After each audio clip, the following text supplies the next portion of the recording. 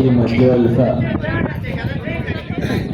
గ్రామంలో సమావేశమైన ఈ బూర్జ పంచాయతీ మధ్యవలస గ్రామం చుట్టుపక్కల గ్రామాల నుంచి వచ్చిన ప్రజలకు, పెద్దలు మన ఎంపీటీసీ హరి గారు, అలాగే మన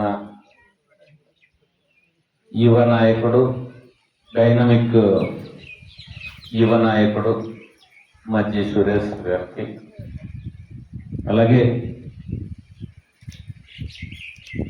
ఈ ఉద్యమం ముఖ్యంగా ఈ హైడ్రో పవర్ ప్రాజెక్ట్ ఉద్యమంలో అమోఘమైన పాత్ర పోషిస్తూ మరి ప్రభుత్వం చేస్తున్న ఎత్తుగడలు, కుట్రాలకు ఎదురొడ్డి నిలబడుతున్న మహిళలు, యువకులు, ప్రజలందరికీ నేను ప్రత్యేకంగా ఉద్యమ అభినందనలు తెలియజేస్తున్నాను. అలాగే ఈ ఆదివాసీ సత్యాగ్రహ యాత్రలో సుమారుగా 126 రోజులు ఈ యాత్ర ఇంకా నిర్విరామంగా కొనసాగుతుంది. దాంట్లో నాతో పాటు రాష్ట్ర వ్యాప్తంగా పార్టిసిపేషన్ చేస్తున్న యువకులు, గిరిజన విద్యార్థి సంఘం నాయకులు, జేఏసీ నాయకులు, వాది, అలాగే మన అనంతగిరి నుంచి చంటి, అనిలు, పార్థు, వీళ్ళకందరికీ కూడా ఉద్యమ అభినందనలు తెలియజేస్తున్నాను. మిత్రులారా, ఈ గ్రామానికి రావాలంటే వచ్చిన ప్రతి ఒక్కరు కూడా మీ యొక్క స్ఫూర్తిని పొంది వెళ్ళాల్సిన పరిస్థితి ఉంది. ఎందుకంటే స్వతహాగా మీరు అనుభవిస్తూ మీ మీద ఈ భూములు ఆడుకోవడానికి ప్రభుత్వం చేస్తున్నటువంటి కుట్రాలని తిప్పికొట్టడానికి అందరం కూడా, ఆడ, మగ, పిల్ల, పిత అందరం కూడా సంసిద్ధంగా ఉన్నారు. ఇది మాలాంటి వాళ్లకు చాలా స్ఫూర్తినిస్తుంది, ధైర్యాన్ని ఇస్తుంది. అదే సందర్భంలో మరి మన పిల్లలకు ఈరోజు చదివిస్తున్నాము అంటే దానికి మనం పేద ఆదివాసీ కుటుంబాలు లక్షలు పెట్టి బిఈడినో, టీటీసీనో, లేదంటే ఇంజనీరింగ్ పెద్ద చదువులు చదివిస్తే గొప్ప ఉద్యోగం మా బిడ్డలకు వస్తే మా కుటుంబానికి ఆర్థికంగా భరోసా ఉంటుందన్న ఉద్దేశంతో ఇంత కష్టపడి చదివిస్తున్నప్పటికీ కూడా ఈరోజు మన పిల్లలకి మరి ప్రభుత్వ ఉద్యోగాలు వచ్చేటటువంటి పరిస్థితి లేదు. మరి ఎప్పుడో 1986 ఆ ప్రాంతంలో 275 జీవోని తీసుకొచ్చి ఈ ప్రాంతంలో చదువుకున్నటువంటి యువతకు ఈ ప్రాంతంలోనే ఉపాధ్యాయ ఉద్యోగాలు, సేల్స్మెన్ ఉద్యోగాలు, ఫారెస్ట్ డిపార్ట్మెంట్లో ఉద్యోగాలు, అలాగే హెల్త్ డిపార్ట్మెంట్స్ లో ఏఎన్ఎంస్ కానీ, ఎంపీహెచ్డబ్ల్యూస్ కానీ ఇచ్చేటటువంటి రెవెన్యూ డిపార్ట్మెంట్ లో సెక్రటరీలు, ఇలాంటి పోస్టులంతా కూడా ఇచ్చేదానికి మనకు ఒక 29 జీవోల్ని తీసుకురావడం జరిగింది. దానికన్నిటికీ ప్రధానమైనటువంటిది జీవో నెంబర్ 3. ఇది అప్పుడు 86లో ఎన్టీ రామారావు గారు 275 జీవో తీసుకొచ్చారు. ఆ జీవోకి నాన్ ట్రైబల్స్ కేసు వేశారు. కేసు వేసిన తర్వాత అది మధ్యలో కోర్టులో ఇబ్బందులు ఎదుర్కొని మళ్ళీ చంద్రబాబు నాయుడు గారు 2000 సంవత్సరంలో దీన్ని జీవో నెంబర్ 3గా తీసుకురావడం జరిగింది. వచ్చి దాదాపుగా 2000 సంవత్సరం నుంచి 2020 వరకు జరిగినటువంటి నియామకాలు అన్ని కూడా ఈ డిపార్ట్మెంట్ ఆ డిపార్ట్మెంట్ కాదు, అన్ని డిపార్ట్మెంట్లలో లోకల్ కేడర్ పోస్టులన్నీ కూడా స్థానిక ఎస్టీ మన ఆదివాసీలతోనే భర్తీ చేస్తూ వచ్చారు. కానీ 2020 ఏప్రిల్ 22వ తారీఖున అందరూ ప్రపంచం అంతా కూడా కరోనాతో విలవిలలాడుతూ కనీసం బయటకు రానటువంటి పరిస్థితుల్లో, అంత భయానకమైనటువంటి పరిస్థితుల్లో ఉన్నప్పుడు ఏప్రిల్ 22వ తారీఖున సుప్రీంకోర్టు ఈ జీవోను కొట్టివేయడం జరిగింది. ఈ కొట్టివేసేటటువంటి సందర్భంలో ఈ న్యాయ ప్రక్రియ జరిగినంత కాలం ఈ రాష్ట్ర ప్రభుత్వాలు, ముఖ్యంగా రాష్ట్ర ప్రభుత్వాలు, ఉమ్మడి రాష్ట్ర ప్రభుత్వాలు, తెలంగాణ, ఆంధ్రప్రదేశ్ ప్రభుత్వాలు, ఆ రోజు ఏ గవర్నమెంట్ ఉండనివ్వండి, కానీ ఈ 20 సంవత్సరాల్లో మన తరపున కనీసం మనకుండేటటువంటి హక్కుల గురించి అఫిడవిట్లు వేసి సరైనటువంటి వాదన వినిపించలేదు. కనుకనే ఈరోజు మనం ఈ జీవో నెంబర్ 3 కోల్పోవడం జరిగింది.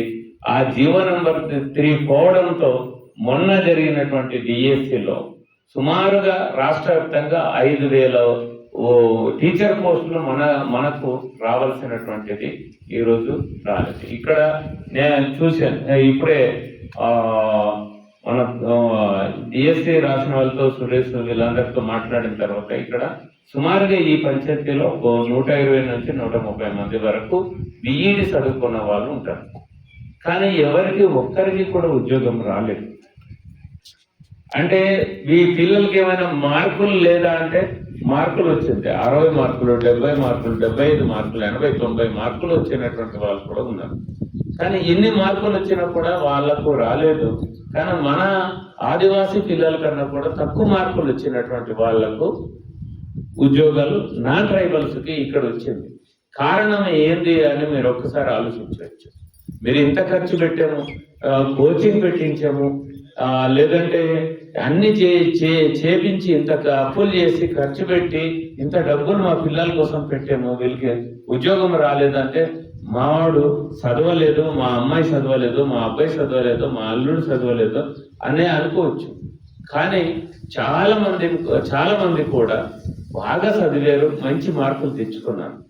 అంటే ఇప్పుడు ఉద్యోగాలు వచ్చిన నాన్ ట్రైబల్స్ కంటే కూడా ఎక్కువ మార్కులు మన వాళ్ళకి వచ్చింది.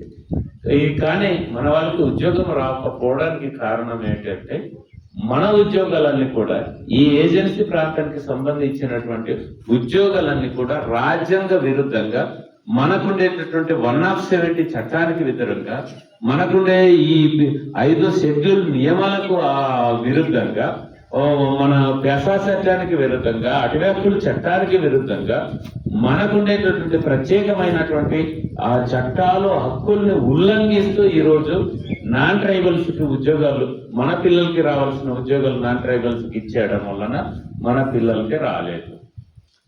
కనుకనే ఈరోజు మనం ఇంత సశోభితమైనటువంటిది ఇప్పుడు 5వ నెలకు అడుగు పెట్టింది ఈ యాత్ర. ఇంకొక నెల రోజులు ఇంకా కొనసాగాలి. ఏప్రిల్ 3వ తారీఖు వరకు ఈ యాత్ర కొనసాగాలి. అంటే నవంబర్ 2025 నవంబర్ 9వ తారీఖున మనం మొదలు పెట్టాము. ఇది ఎక్కడ?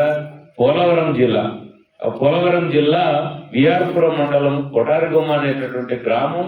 ఆ గ్రామం ఈ ఏదైతే పోలవరం ప్రాజెక్టు కడుతున్నారో ఆ ప్రాజెక్టులో తొలి మునిగిపోయేటటువంటి గ్రామం నుంచి మనం ఈ యాత్ర మొదలు పెట్టాం. ఇప్పటి వరకు 4 నెలలు పూర్తయింది. మళ్ళీ 5వ నెలకు అడుగు పెట్టి ఇది నడుస్తుంది. ఇంత శాశ్వతమైనటువంటి కార్యక్రమం ఏ రాజకీయ పార్టీ కూడా చేసి ఉంటుంది. 5 నెలల పాటు ఉద్యమాన్ని నిరంతరంగా కొనసాగించడం అంటే ఇది మాటలు కాదు. మాకేదో మీరు వచ్చినప్పుడు మాకు గంజో గడుగులు పోస్తున్నారు, కానీ దాని సంగతి ఒక మైక్ సెట్ ఉంది, దాంట్లో ఆ బండికి ఆయిల్ పోయాలి. ఇంత కష్టాన్ని, ఇంత ఇబ్బందులు పడుతూ కూడా బండి ఒక్కొక్కప్పుడు మధ్య కొండల మీద ఆగిపోతుంది. అక్కడే రోడ్డు మీద మేమందరం కూడా, పిల్లలందరం కూడా బండిని విడిచి వెళ్ళలేక అక్కడే పడుకుని ఉండాల్సినటువంటి పరిస్థితి వస్తుంది. ఇంత ఇబ్బందుల్లో కూడా ఇది నడవడానికి గల కారణం ఏంటంటే మనకు రాజ్యాంగం కల్పించాల్సినటువంటి రాజ్యాంగబద్ధంగా ఈ ఉద్యోగాలు మొన్న పోయినటువంటి ఈ 5,000 ఉపాధ్యాయ ఉద్యోగాలన్నీ కూడా మనకు రాజ్యాంగబద్ధంగా రావాల్సి ఉంది. అది మనం తీసుకోవాలి. అది తీసుకోకపోతే మన తరతరాలుగా మనం నష్టపోయేటటువంటి ప్రమాదం ఉన్నది. కనుక దీనికి మనం పెట్టుకున్నటువంటిది సింగిల్ ఎజెండా ఒకటి షెడ్యూల్ ప్రాంత ఉద్యోగ నియామకాల చట్టం చేయాలి. ఏదైతే మనం మొన్న ఏదైతే 15-16 జీవోల్ని తీసుకొచ్చి డిఎస్సి నోటిఫికేషన్ జనరల్ నోటిఫికేషన్ ద్వారా తీసుకొచ్చి మన ఉద్యోగాలు నాన్ ట్రైబల్స్ కి ఇక్కడ మన ప్రాంతానికి ఇచ్చారు, వాళ్ళందరినీ వెనక్కి పంపించి ఆ ఉద్యోగాలని మన పిల్లలకి ఇవ్వాలి. అంటే ఈరోజు చిన్న జీవో తీసుకొచ్చినా లేదంటే ఇంకో వేరే ప్రయత్నం చేసినా ఈ జీవో మళ్ళీ సుప్రీంకోర్టు ముందు నిలబడదు. కనుక మనకు 5వ షెడ్యూల్ అంటే మనకు ఈ ప్రాంతాన్ని ఏజెన్సీ ప్రాంతం మనకు బాగా తెలుసు. కానీ రాజ్యాంగ పరిభాషలో 5వ షెడ్యూల్ ప్రాంతం 5వ షెడ్యూల్లోనే పేరా 5(2) ప్రకారంగా మనం కొత్త చట్టాన్ని మనం చేసుకునేటటువంటి అవకాశం ఉన్నది. దానికి టీఎస్సీ తీర్మానం చేసి గవర్నర్కి పంపించాలి. గవర్నర్ ఏమో రాష్ట్రపతికి పంపించాలి. రాష్ట్రపతి ఆమోద ముద్ర వేసి మనకు అది ఒక చట్టం రూపంలో రెగ్యులేషన్ రూపంలో తీసుకురావాల్సినటువంటి అవసరం ఉన్నది. అట్లా చేసినట్టయితే ఈ రోజు ఈ ఉద్యోగాలు కూడా మనకు వస్తాయి. భవిష్యత్తులో కూడా మన పిల్లలకి ఈ లోకల్ కేడర్ పోస్టులన్నీ కూడా మనకు రావడానికి ఆస్కారం ఉంది. దానికోసం ఒక నిరంతరమైనటువంటి పోరాటం అనేది నడుస్తుంది. గత 5 నెలలుగా ఈ పోరాటం అనేది మనం ముందుకు తీసుకెళ్లడం అనేది జరుగుతుంది. కనుక ఇప్పటి వరకు ఏదైతే ప్రభుత్వం చెప్పిందో, ప్రభుత్వ అధినాయకుడు ఎవరైతే చెప్పారో మేము ఈ చట్టం చేస్తామని చెప్పేసి చంద్రబాబు నాయుడు గారు అరకు ఎన్నికల సభలో మాట్లాడారు. మన్యం జిల్లాలో కురుపంలో వెళ్ళి మాట్లాడారు. అలాగే ఆగస్టు 9వ తారీఖున ప్రపంచ ఆదివాసీ దినోత్సవం సందర్భంగా పాడేరు వచ్చినప్పుడు స్వయంగా నేనే కలిసి మాట్లాడటం జరిగింది. అప్పుడు కూడా మేము ఈ చట్టం చేస్తామా అని చెప్పేసి అన్నారు. అలాగే ప్రభుత్వంతో రెండు దఫాలుగా వెళ్ళి ముఖ్యమంత్రి కార్యాలయం అధికారులతో మేము చర్చించి రావడం జరిగింది. మన ఐటీడీఏకి వచ్చి ప్రజాభిప్రాయ సేకరణ చేసి చర్చించడం జరిగింది. ఇన్ని చేసినప్పటికీ కూడా ఇప్పటి వరకు మనకు చట్టం చేయకపోవడం, వాళ్ళు ఇంకా చేస్తామంటున్నారు కానీ చేయకపోవడం వలన ఏం జరుగుతుందంటే జరగాల్సినటువంటి నష్టం అంతా కూడా జరిగిపోతుంది. మొన్న డిఎస్సి ద్వారా 5,000 పోస్టులు పోతే ఇప్పుడు మళ్ళీ వచ్చేటటువంటి డిఎస్సిలో కూడా మనకు ఒక్కటి కూడా రాదు.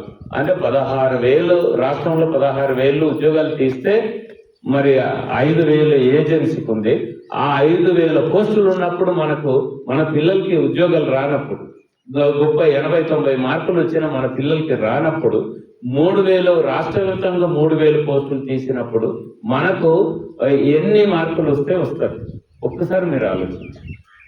ఇది తల్లిదండ్రులుగా మన అందరి బాధ్యత. ఇది నీ పిల్లల సమస్య, నా పిల్లల సమస్య, మన అందరి పిల్లల యొక్క సమస్య, వాళ్ళ యొక్క భవిష్యత్తు.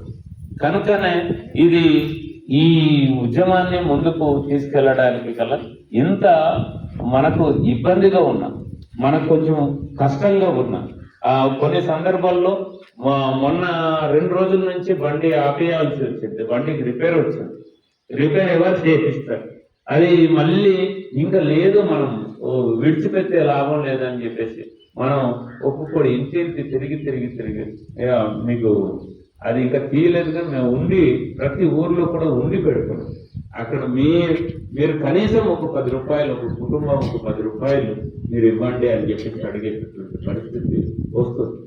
ఇది ఇంత ప్రజలే దీనిని ప్రజల చేత, ప్రజల కోసం, ప్రజల హక్కుల కోసం ప్రజలే నడిపించుకుంటున్నటువంటి ఈ యాత్ర మీలాంటి వాళ్ళు ఇంతమంది ఒకే చోట కూర్చొని మాకు ఇంత ఆదరిస్తే అది మేము ఇంకా కొంత ధైర్యంతో మేము ముందుకు వెళ్ళడానికి ఉపయోగపడుతుంది. ఇది మన పిల్లలకు సంబంధించినటువంటి సమస్యకు సంబంధించి ఇది మనం చేస్తున్నాం. అయితే ఈ సందర్భంగా మనం తిరుగుతున్న ఈ మొత్తం రాష్ట్ర వ్యాప్తంగా అటు పోలవరం జిల్లా కంప్లీట్ అయింది, ఏలూరు జిల్లా కంప్లీట్ అయింది, మన్యం జిల్లా కంప్లీట్ అయింది.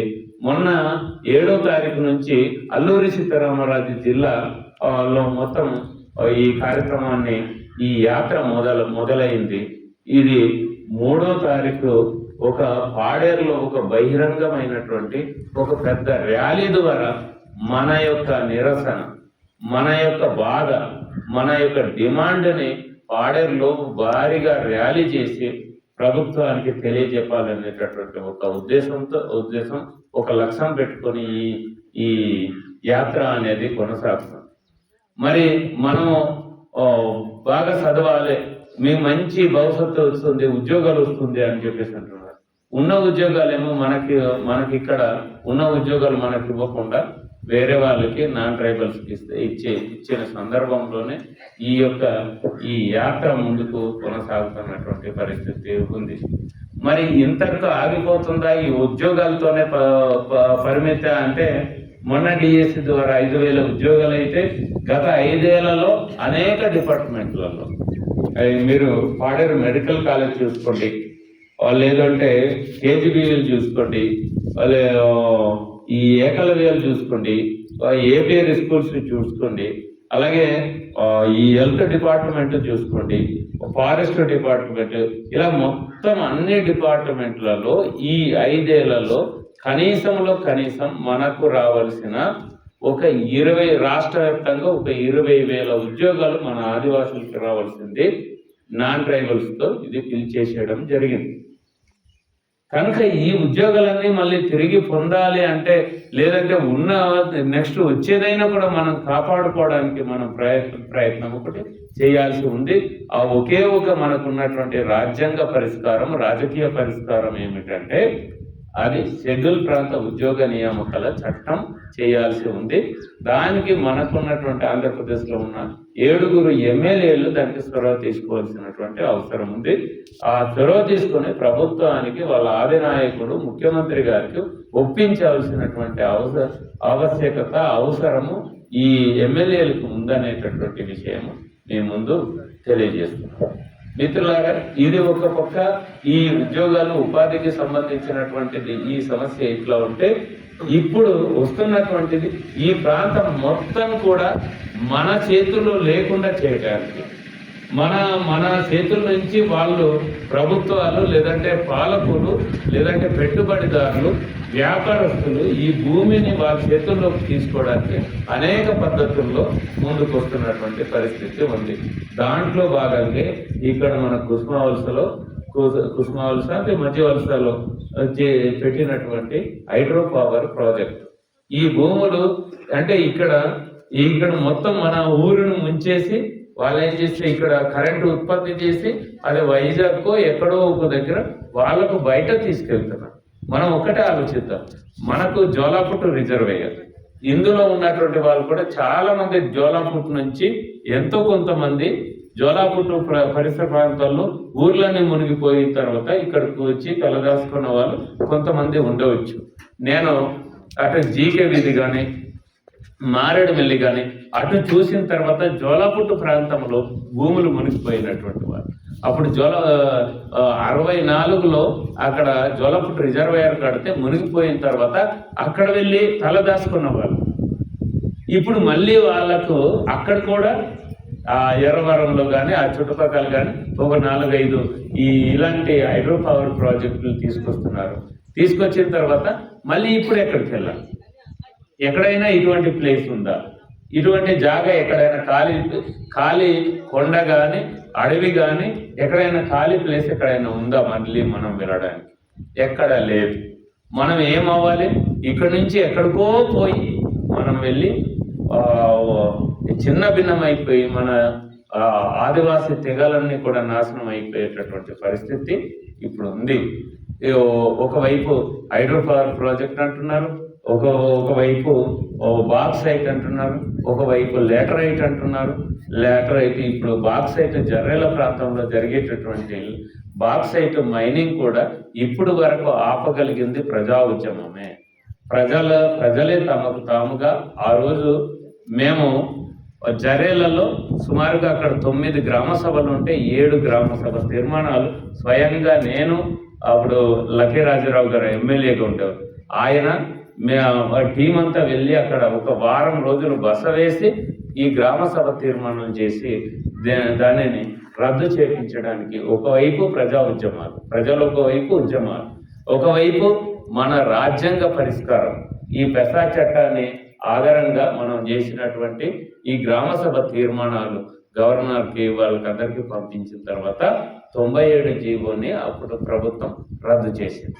ఇప్పుడు ఇక్కడ చేయాల్సింది కూడా నేను ఈ యువత ఇక్కడ ఒక భయంకరమైనటువంటి స్థితిలో, భయభ్రాంతులకి గురైనటువంటి స్థితిలో ఇంతకే మన ఎంపీటీసీ గారు చాలా స్పష్టంగా చెప్పారు. బాక్సైట్ లేదంటే హైడ్రో పవర్ ప్రాజెక్టు నుంచి ప్రభుత్వం అయితే బయటికి వెళ్ళలేదు, కొంత కామ్గా ఉన్నారు అంతే. కానీ మరో రూపంలో వాళ్ళు ఖచ్చితంగా వాళ్ళ ప్రయత్నాలు అంటూ వాళ్ళు నిరంతరంగా వాళ్ళు చేస్తూనే ఉన్నారు. ఇప్పుడు రాజకీయ నాయకులకి కానీ, రాజకీయ పార్టీలకి కానీ, ఎవరైనా మనకు బాగా యాక్టివ్గా ఉన్నటువంటి వాళ్ళకి తీసుకెళ్ళి వాళ్ళకి కౌన్సిలింగ్ చేసి ఒప్పించడం కానీ అట్లాంటి పనులన్నీ కూడా లోపాయికరంగా చేస్తూనే ఉన్నారు. దాంట్లో కూడా మనం అప్రమత్తంగా ఉండి దీనిని ఎట్లాగైనా ఈ భూమిని మనం కాపాడుకోవాల్సిన అవసరం ఉంది. ఇది కొండలే కావచ్చు, ఇది పండినా పండకపోయినా నా భూమి అనేటటువంటిది, నా గరువు, నా సేను, నా దొడ్డి, నా ఇల్లు. రేపు ఇక్కడి నుంచి బయటకు వెళ్ళిన తర్వాత ఈ మాట అనడానికి మీకు అర్హత ఉండదు. వాడు ఎంత నీ దగ్గర ఒక గర్రు, ఒక పొలము, ఒక ఇల్లు, ఒక సేని, ఒక ఈ కాఫీ తోట నీ తీసుకున్న తర్వాత ఎక్కడికో తీసుకెళ్ళి ఏం చేస్తాడు? ఒక ఇరుకైనటువంటి గదిలో ఇదిగో నీకు 10 సెంట్లు 20 సెంట్లు ఇల్లు కోసం నీ ఇక్కడ ఒక గూడు కట్టుకొని అక్కడ బతకాల్సిన పరిస్థితి వస్తే ఎంత కష్టం ఉంటుందో మీరు ఆలోచించండి. మేము ఎందుకు చెప్తున్నామంటే ఇలాంటివన్నీ కూడా మేము గుండెల నిండా బాధల్ని మోసుకొని రాష్ట్ర వ్యాప్తంగా తిరిగినప్పుడు పోలవరం ప్రాంతంలో ఈరోజు అక్కడ తీసుకెళ్ళి ఎక్కడో ఊరి తీసుకెళ్ళి దూరంగా ఊర్లకు మనుషులకి దూరంగా ఒక కొండల మధ్యన తీసుకెళ్ళి వదిలేస్తున్నారు. అక్కడి నుంచి వాళ్ళు కూలికి వెళ్ళాలంటే 25-30 కిలోమీటర్ల దూరంలో వెళ్ళాల్సినటువంటి పరిస్థితి వస్తుంది. వాళ్ళకు ఒకవేళ కూలి దొరికినా వారానికి 2 రోజులు మాత్రమే దొరుకుతుందట, మిగతా రోజులంతా ఖాళీగా ఉండాల్సిన పరిస్థితి వస్తుంది. అలాంటి పరిస్థితుల్లో వాళ్ళు ఏం చేస్తున్నారంటే తల్లికి పిల్లకి ఇంటి కుగ్గేసి వాళ్ళ భర్త ఎక్కడో రాజమండ్రిలోనో, ఎక్కడో చేపల చెరువుల్లోనో, లేదంటే కోళ్ళపారల్లోనో, ఎక్కడో రాళ్ళు క్వారీల్లోనో పని చేయడానికి వెళ్ళిపోయి కనీసం ఒక 20 రోజుల తర్వాత కానీ వచ్చి పిల్లలకి కూడా చూసేటటువంటి దిక్కు లేనటువంటి పరిస్థితి ఉంది. ఇలాంటివన్నీ మేము చూసి రావడం అనేది జరుగుతుంది. ఇది వాస్తవం. వాళ్ళు చెప్పినట్టు ఇప్పుడు ఇందాక ఎవరు మాకు యూత్ ఎవరు చెప్పారు అంటే జీవో నెంబర్ 3 లాంటిది తీసేసి మీకు ఇదిగో ఈ కంపెనీలు వస్తే, హైడ్రో పవర్ ప్రాజెక్టు వస్తేనే మీకు ఉద్యోగాలు వస్తాయి, మీకు బాక్సైట్ తీస్తేనే మీకు ఉద్యోగాలు వస్తాయి అని చెప్పేసి నమ్మబలికించి ఆ భూముల్ని లాక్కోవడానికి ఇది ఒక అస్త్రంగా ఉపయోగిస్తున్నటువంటి పరిస్థితి ఉంది.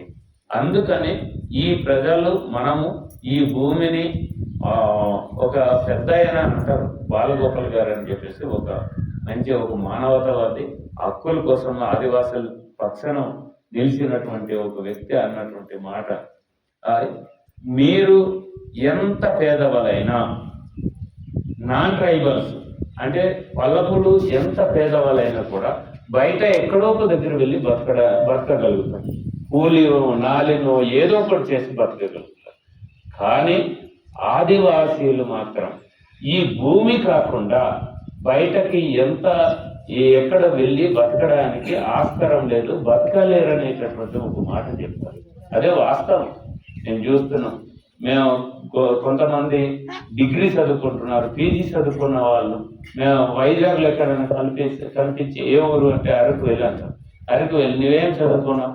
నేను పీజీ చదువుకున్నాను. నేను ఒకసారి అలాగే సిఎంఆర్ సెంట్రల్ అదేంటి జగదంబ మధులపాలెంలో సిఎంఆర్ సెంటర్ వాళ్ళు చాలా పెద్దది ఉంటుంది. అక్కడ వెళ్ళిన తర్వాత ఇటు నుంచి కనిపించాడు ఏది మన చొంపి దగ్గరట కుర్రోడు పేరేదో మర్చిపోయా.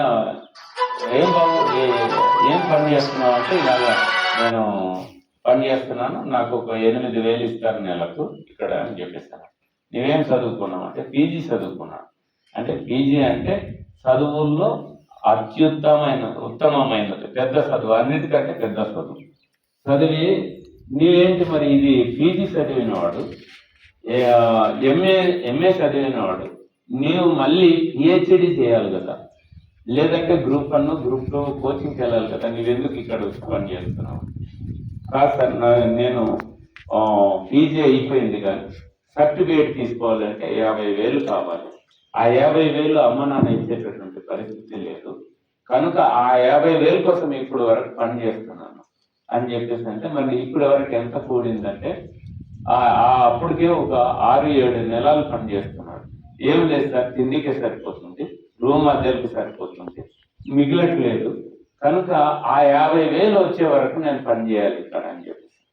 అంటే ఇలాంటి వాళ్ళు ఎంతమంది ఈ మన ఊర్లోనే ఇప్పుడు వరకు బీఈడి చదువుకున్నారు, వాళ్ళకి ఖచ్చితంగా టీచర్ పోస్ట్ రావాలి, కానీ రాలేదు.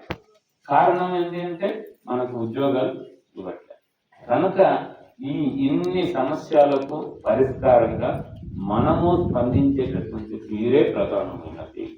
కనుక మనం ఈరోజు ఇంత సమయం మీరు వెచ్చిస్తున్నారంటే, మీరు బాధని, మీరు ఈ ఊరు మీది కాదు, మీరు ఇక్కడి నుంచి వెళ్ళిపోవాలని చెప్పేసి ప్రభుత్వం అన్నప్పుడు మీకు ఎంత కష్టం అనిపించిందో అది మేము మాటల్లో కొంతయే చెప్పగలుగుతాం. కానీ మీరు అనుభవించినటువంటి అనుభవం నేను, ఎందుకంటే దామన్ జోడి బాక్సైట్ కంపెనీలకు సంబంధించి కంపెనీ ఉంది దామన్ జోడి ప్రాంతంలో కూడా నేను వెళ్ళి చూశాను. వెళ్ళి చూసిన తర్వాత అక్కడ లక్ష్మీపూర్ అని చెప్పేసి ఒక ఊరు, ఆ ఊరు చాలా శివార్ణ ఉంటుంది. అక్కడికి పోయి చూస్తే వాళ్ళు ఎలాంటిదంటే, ఇప్పుడు ఈతగడ్డి మనకప్పుడు పూర్వకాలంలో ఉండేది ఈతగడ్డి బల్సాలు ఉండేది అన్నమాట, చిన్న గుడిసెలు, ఇప్పుడు మన సంతాలకు వేసేటటువంటి గుడిసెల్లాగా అట్లా వేసుకొని అక్కడ ఉన్నారు. వెళ్ళిన తర్వాత అలాగా ఇంటి దగ్గర కూర్చుంటే ఆవిడ అంటుంది, అప్పటికే ఒక 55 ఏళ్ళు ఉంటుంది, 40-50 ఏళ్ళ మధ్యలో ఉంటుంది ఆవిడకి. అంటే మీరు ఎందుకు వచ్చారు అంటే, మేము ఇలాగ బాక్సైట్ గురించి ఏంటి ఉద్యోగాలు ఇస్తామంటున్నారు కదా, నిజంగానే ఇస్తున్నారా? ఉద్యోగాలు ఇస్తున్నారా? ఇస్తే ఎలాంటి ఉద్యోగాలు? నిజంగానే మీరందరూ సంతోషంగా ఉన్నారా? మా ఏరియాలో కూడా బాక్సైట్ తీస్తామంటున్నారు, కనుక చూడటానికి వచ్చాను అని చెప్పేసి మేము అన్నాం, మా టీం అంతా కూడా. అది ఎప్పుడు 2003 ఆ ప్రాంతం వెళ్ళిన తర్వాత ఆవిడ ఒకే మాట, మేము బంగారం పండే భూములు ఇచ్చేసి మా పిల్లల్ని పెంచడం కోసం మేము కుక్కులు వేసుకుంటున్నాము అని చెప్పి. అంటే కుక్కులు అంటే దాన్ని ఏమంటారు, ఎవరైనా ఏమంటారు, అది అంటే ఇంత భయంకరమైనటువంటి పరిస్థితి దేశంలో కంపెనీలు వచ్చిన తర్వాత ఇక్కడ కూడా లేదు.